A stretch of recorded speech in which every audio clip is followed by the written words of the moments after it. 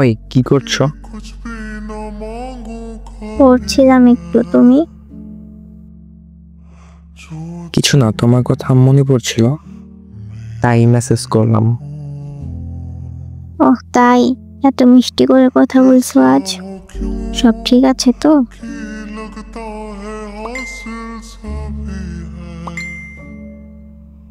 আসলে অনেকদিন ধরেই একটা কথা বলবো ভাবছি, কিন্তু সাহস পাচ্ছি না। কি কথা বলো? এভাবে ঝুলিয়ে রেখো না। তুমি হয়তো ভাববে এটা হুট করে বলছি, কিন্তু না, অনেকদিন ধরেই এটা বলার জন্য ভাবছিলাম। কি বলবে বলো তো? আমি তোমাকে পছন্দ করিনি তো। অনেকদিন ধরেই তোমার সাথে কথা বলতে, সময় কাটাতে বেশ ভালো লাগে। তুমি কি সত্যি বলছো? হ্যাঁ, হয়তো একটু হুট করে বললাম, কিন্তু প্রতিদিন এটা অনেক বেশি অনুভব করি। তুমি যদি অন্যভাবে ভাবো তাহলে আমি থেমে যাব।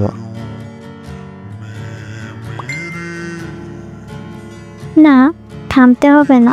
আমিও তোমার মতো একই জিনিস অনুভব করছি অনেক দিন ধরে। সত্যি? তাহলে এতদিন বলনি কেন? ভয় লাগতো বন্ধুত্ব নষ্ট হয়ে যাবে ভেবে। আমি ভাবতাম তুমি হয়তো বন্ধু হিসাবে আমাকে দেখো, তাই বলিনি কখনো। এতদিন আমাদের এই ছোট ছোট কথাগুলোই আমাকে স্পেশাল অনুভব করাতো। জানি না কিভাবে বলবো, আমার এখনো বিশ্বাস হচ্ছে না তুমি আমাকে পছন্দ করো। তুমি তো এমন ভাবে বলছো যেন আমি তোমার স্বপ্নের মতো কিছু। স্বপ্ন নয়, বাস্তব।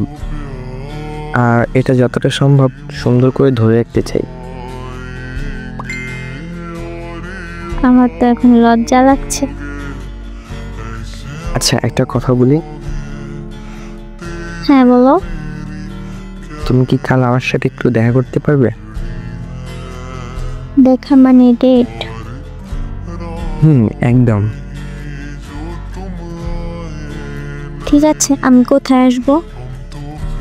তোমার পছন্দের কফি শপে। আমি জানি তুমি কফি পছন্দ করো।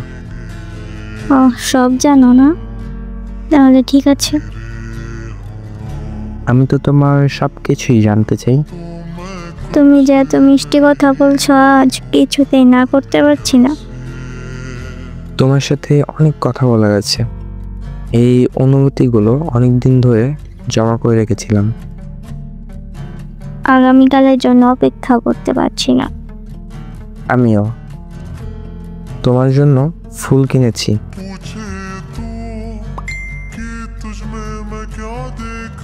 এটা তোমার জন্য এনেছি।